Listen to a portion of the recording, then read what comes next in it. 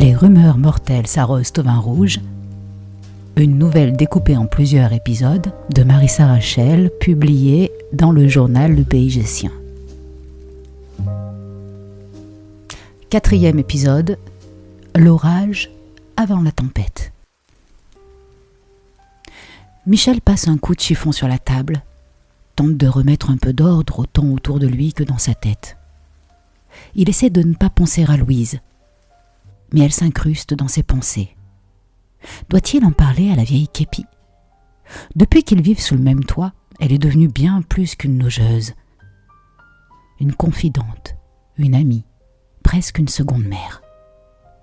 Et c'est précisément pour ça qu'il hésite. Il n'a aucune envie de lui rajouter des ennuis sur le dos. Dehors, la vieille Képi sort de sa 4L. Elle prend son temps, s'étire. Mais ce n'est pas la fatigue qui la ralentit.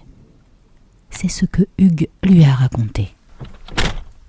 Elle claque la portière, regarde le jardin devenu propre grâce à Michel et resserre ses doigts sur le cabas trop lourd. La pluie commence à tomber en fines gouttes. Hugues raconte n'importe quoi, se répète-t-elle comme pour s'en convaincre. À l'intérieur, Michel jette un coup d'œil par la fenêtre embuée. Il aperçoit Janine qui avance, le dos raide mais déterminé. Il lâche le torchon et sort en vitesse. « Janine, attends, je vais t'aider !» Il lui prend le cabas sans attendre son avis. « Ah, tu arrives à temps. Tu vas voir ce qui va nous tomber sur la gueule. » Michel reste immobile un instant. Parle-t-elle de la météo ou d'autre chose ? Et une bouffée d'angoisse remonte. Oh, pourvu que ce ne soit pas l'autre dingue, pense-t-il en serrant les dents. Il lève le visage vers la pluie froide. Il n'a pas ressenti une telle peur depuis des mois. La dernière fois, c'était juste avant de quitter Paris en urgence. Louise l'appelait 10 fois par jour et se pointait chez lui sans prévenir. Il vivait la boule au ventre, un vrai cauchemar. Il se souvient du soir où tout a basculé. Il était rentré un peu éméché. La porte n'était même pas fermée, un mauvais signe qu'il n'avait pas remarqué. Il s'était traîné jusqu'à sa cuisine, avait ouvert le frigo, pris une bière, allumé la lumière, et elle était là, Louise, assise dans le noir comme un spectre. « T'étais où ?» avait-elle lancé. Il avait inventé une histoire, que Sophie était malade, un truc dans le genre.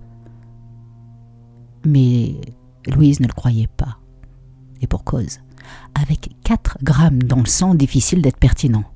« Elle a pas une mère, ta gamine ?» Il avait improvisé une explication bancale. Louise s'était radoucie d'un coup, comme toujours. « Oh, tu sais, Michel, je saurai toujours tout ce que tu fais. » Son regard lui glaçait le sang.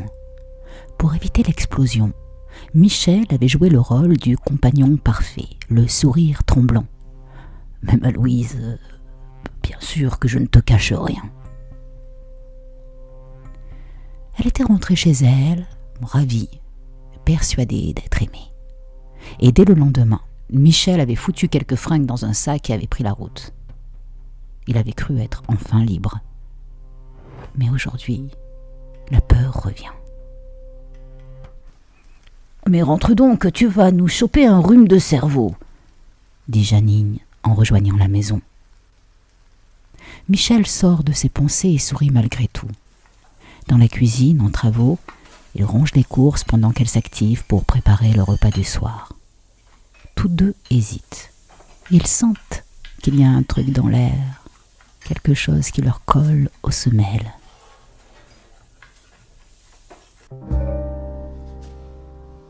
Louise tisse sa toile. Louise n'a jamais réussi à se remettre des cicatrices laissées par sa mère maltraitante. Adolescente, elle avait passé des mois en hôpital psychiatrique après une tentative de suicide.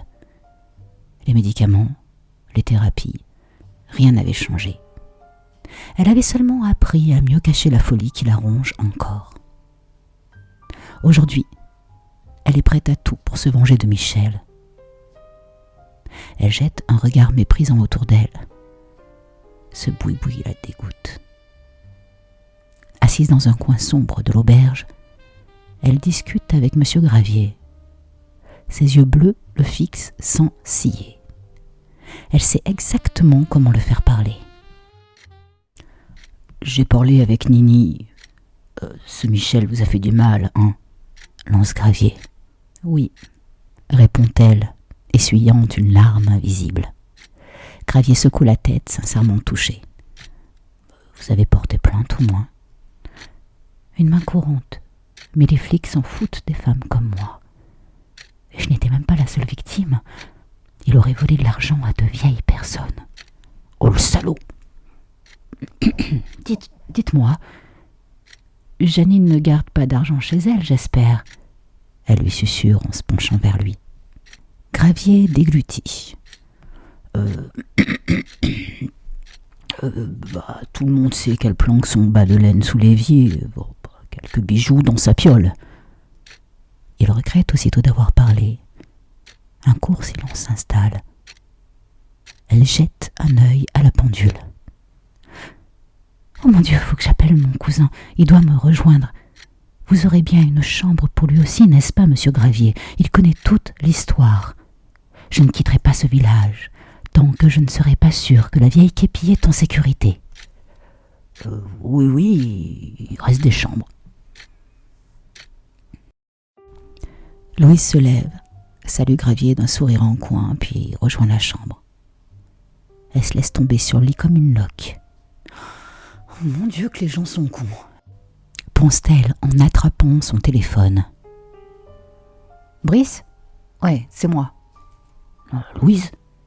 À qui veux-tu que ce soit d'autre, imbécile ?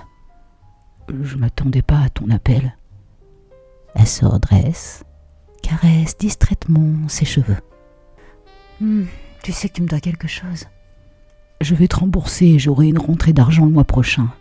On parle de 150 000 €. Tu penses les avoir demain ? Non, mais je peux te filer 10 000. 10 000 ? On est loin du compte, mon pote. Écoute, j'efface ta dette si tu pointes ta carcasse à l'auberge, au village du coin. C'est où ça ? Dans le pays Gex. Mais putain, j'ai plus de passeport, moi. Oh putain, mais quel con. Attends, je t'envoie ma position. Voilà, tu l'as. Mais c'est à plus de 6 heures de route. Elle raccroche sans prendre le temps de lui répondre. Elle sait qu'il viendra. Il n'a pas le choix. Un sourire satisfait aux lèvres, elle s'étire doucement et laisse échapper un petit rire.